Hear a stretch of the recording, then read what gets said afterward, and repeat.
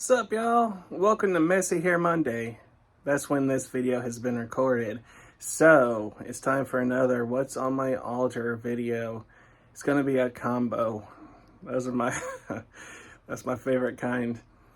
Anyway, I realized that Aries is a god that I've never shown you the altar of. So, we're gonna show you the altar of Aries and an update of the Aphrodite altar and what it looks like now.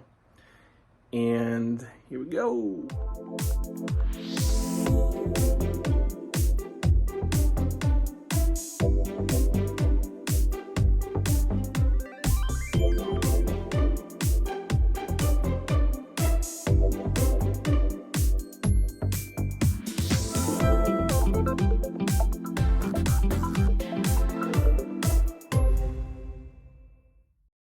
Before I show you guys the altar, I want to show you something that happened yesterday.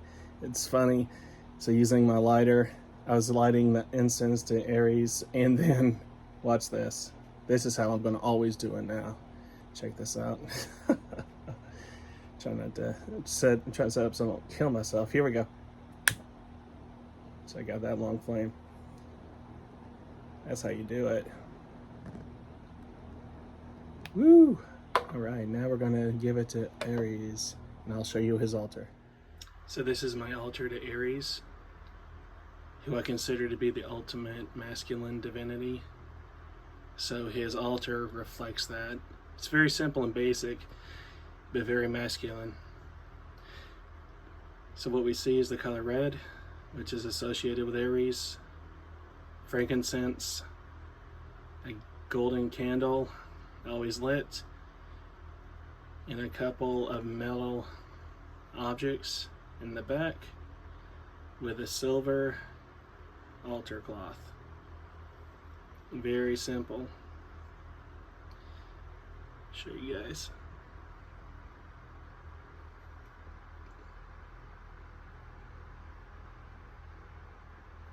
So speaking of altars and prayers, you know, I traditionally say that you blow a kiss to the gods.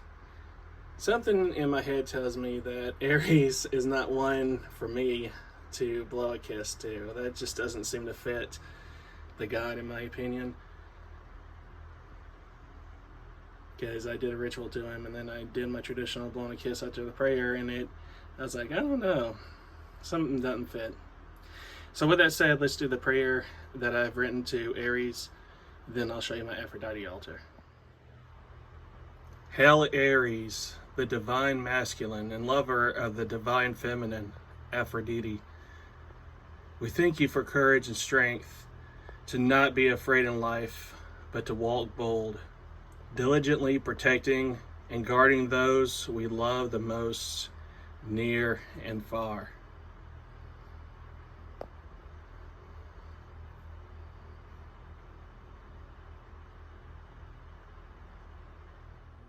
So like I said, instead of blowing a kiss to Aries, what I do now is just after my prayer, I touch my heart like that to the god.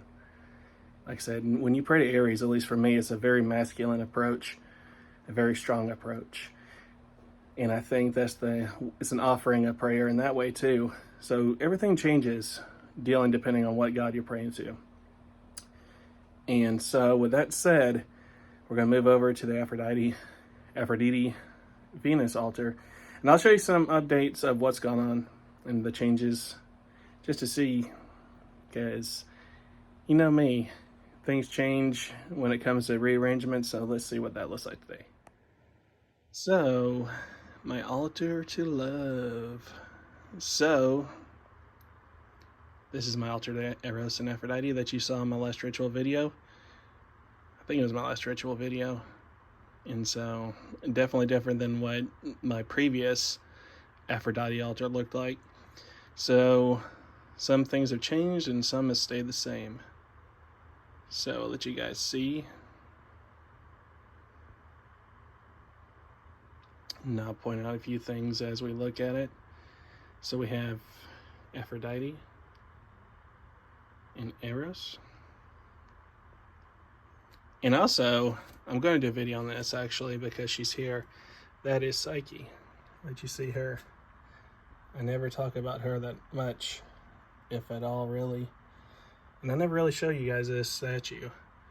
But this is Eros getting out of the bed with Psyche. You guys see that up close? Well, I guess I don't know if I've ever really focused on this one before.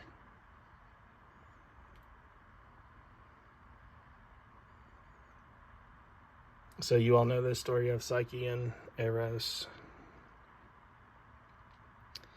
If you don't, I'd recommend checking it out. So basically, Psyche loved Eros and vice versa. And Psyche did so much to prove her love for Eros that she had tasks that she had to complete that Aphrodite had given her. And in the end, Psyche proved her love and devotion to the god. So, let's see what else is on the altar. So flowers.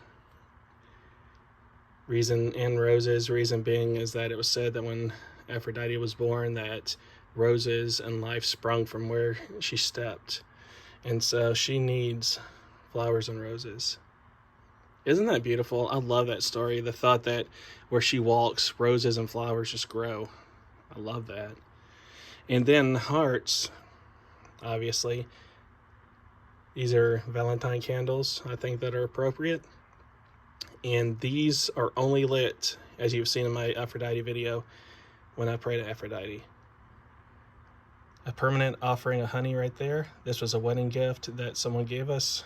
And so it sits right there on the altar of Aphrodite. Pretty crystal glass offering dish and container to pour the libations. And again, she is here. I know it's funny when you see her at first, but there's a lot of significance. To me, this represents sex and birth and femininity and so much. So it definitely fits. And I light this incense in honor of Aphrodite. And then milk, as you've seen in my video, the incense comes out like milk out of here. And yeah, but it really is fitting. Like I said, I can giggle like a little boy, but it is fitting. And then, I don't know if I've ever shown you guys this. This is my Aphrodite bust that I bought at a local store. I love it. And then more flowers. And then the biggest obvious thing is right here, my heart gave me. One of the ones that I'm super close with. This was a gift from her, so this is a symbol of love. And I get to think about love when I see that. So, good things to have on your Aphrodite altar. If nothing else, I would recommend just symbols that represent love. So yeah, that's my Aphrodite altar as of now.